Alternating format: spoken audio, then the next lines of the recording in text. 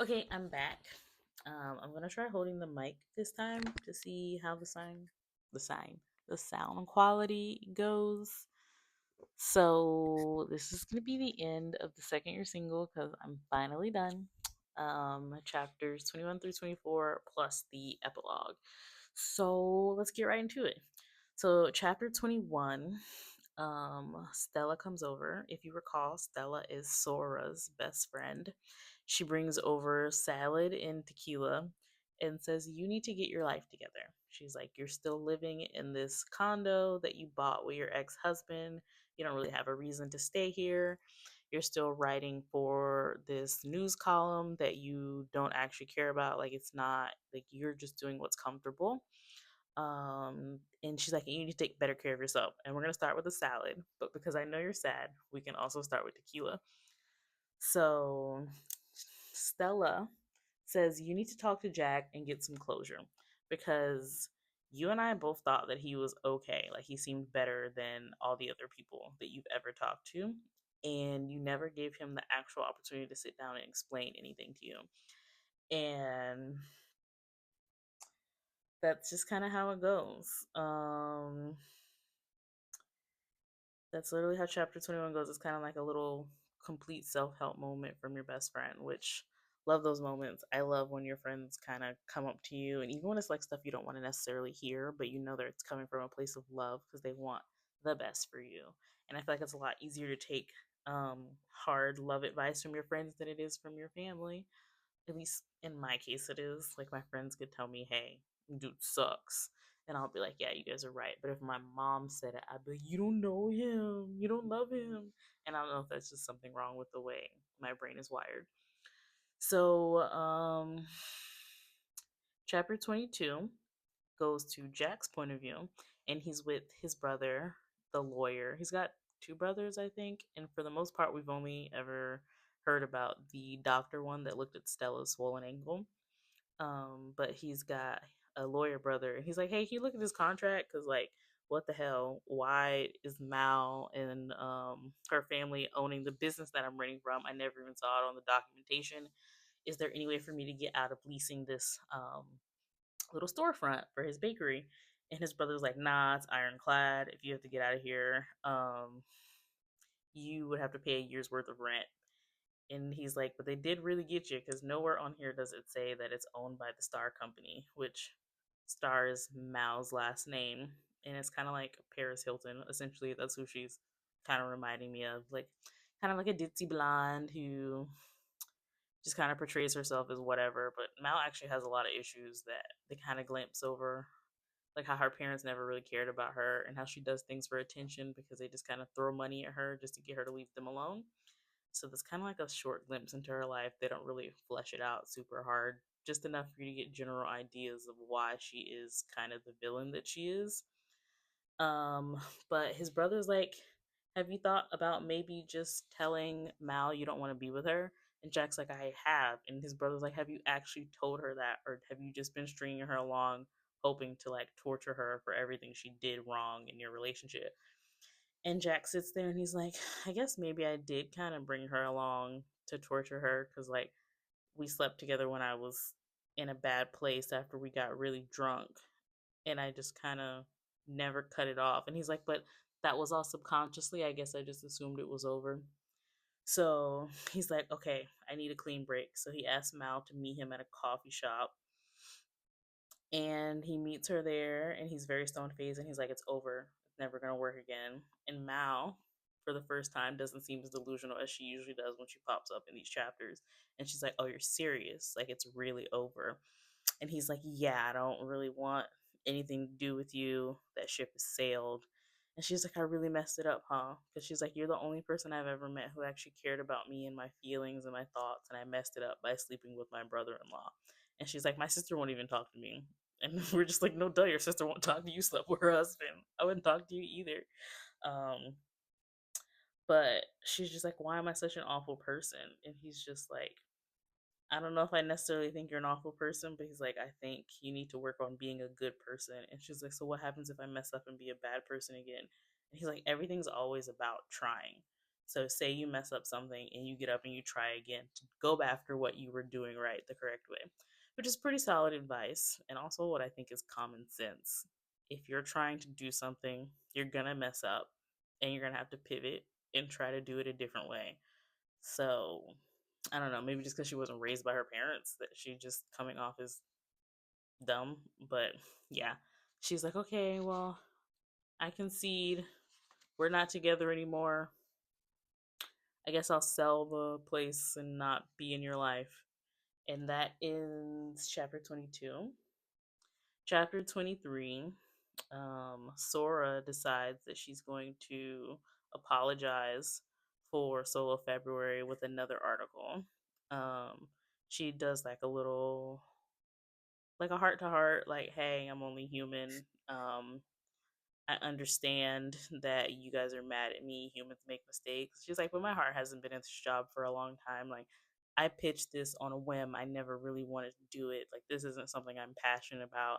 And she's like, but Solo February resonated with a lot of you because it's something that a lot of people need to do before they get into relationships, focus on themselves. And she's like, whether you all have to hate me for the rest of life or whatever there is going on, I'm okay with that. But if you took anything from this and you thought it was beneficial, then by all means keep doing that. Like, I'm not Jesus Christ or anything. Like, I didn't come up with a new religion and I don't have like an indoctrination manual on how to do it. You just do what's best for you and you go about your life. So she writes that final article and then she quits her job and she starts applying for freelance and she puts her condo on sale because she's like, my this friend was right. I do need to get out of living here. I need to just stop doing what's comfortable. I need to start living the life that I want to live. And her sister comes over and she's surprising. It's like a surprise visit. And Sora's just like, hey, what's up, Nami? And then over the speaker, Nami seems very distressed. So she lets her up because like big sister alarms are going off. And Nami's like, my fiance cheated on me on my bachelorette. And she basically says that he couldn't say no to cheating. Just kind of like how he can't say no to her. And she's like, you were right. He literally couldn't even keep it in his pants because it was too hard to just be confrontational. And they drink tequila together. They see their grandma's old family keepsake and talk about how the Japanese fix ceramic with gold when it breaks and how it emphasizes the imperfections but also makes it more beautiful. And they talk about how that relates to themselves. Like, you may break, but when you build yourself back up, the cracks form a more beautiful, more complex, more intricate piece of work. And that's how chapter 23 ends, a cute little heart to heart, and then talking about the little ceramic bowl. I don't remember what it's called, but I do know what it is. And I think if you just look up Japanese ceramic gold, maybe even fix, if that doesn't come up, and it'll tell you how they fixed it. Okay, so chapter 24 is the last chapter. Um, Sora. Um, well, in the last chapter, Nami also says she wants to move in with Sora because she doesn't want to see her man anymore because they live together.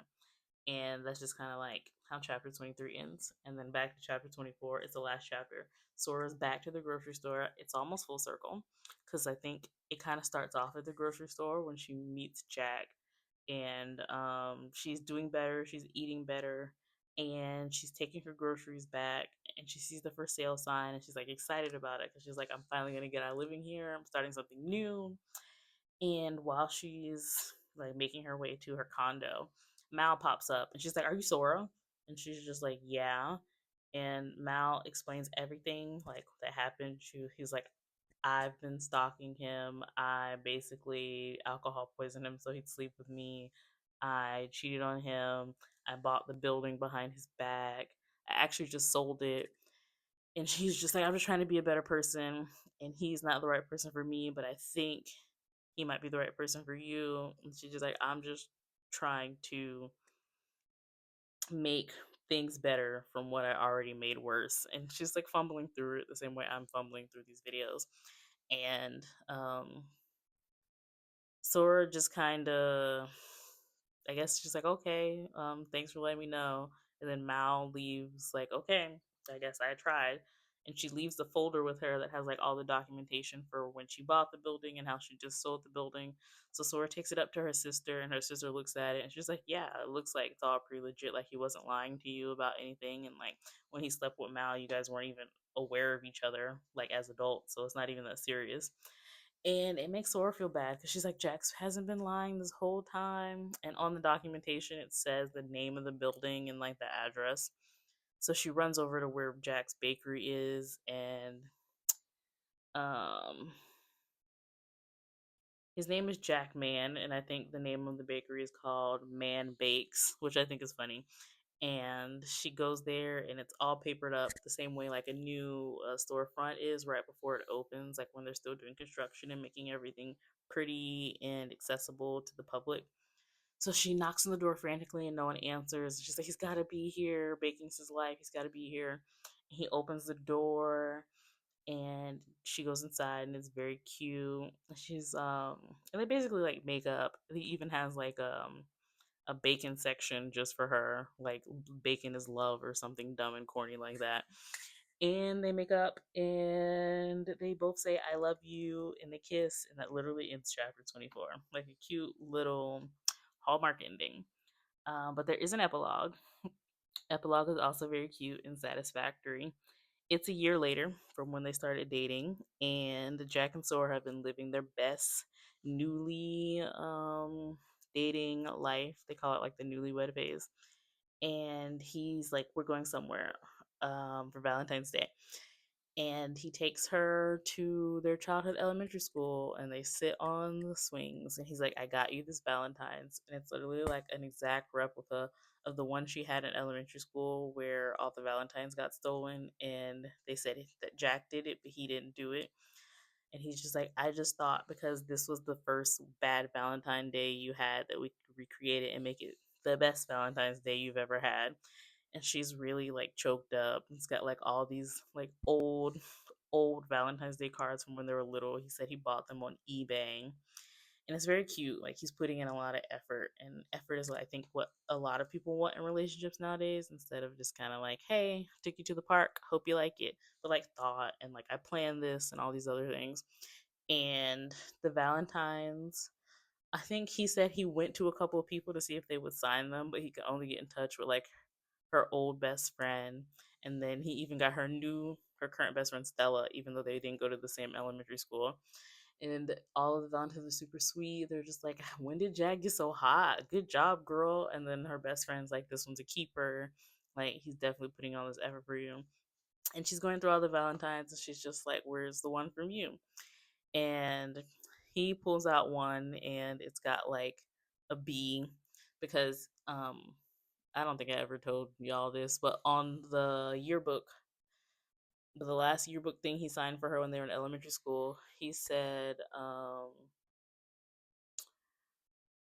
some type of pun with a bee, like "be great this summer" or "I'll be seeing you," something like that. But he drew a bee, like a little bumblebee.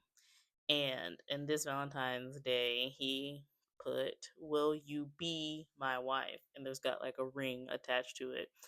And she's excited, and then he asks her to marry him, and it ends, and it's cute because like it's like your fairy tale love story. He's perfect, she's happy, he's doing everything right. So yeah, 3.9 out of 5 is what I would give it. It's a cute little story. Um, yeah. So that ends the second year single. And I'm going to go back to Real Americans and I will talk about that. I'm trying to be more consistent this new year, even though it's not New Year's yet. It's just pretend like it's a New Year goal. Um, Time is all an illusion anyway. It can be a new year even though it's literally November 15th. So, yeah. Bye. And bye to the second year single. I have like 10 other books I want to read because I have a problem with buying books and not reading them. And the goal is to read them all without buying any new ones. So we're going to finish Real Americans and then we'll go from there. See you guys later. Bye.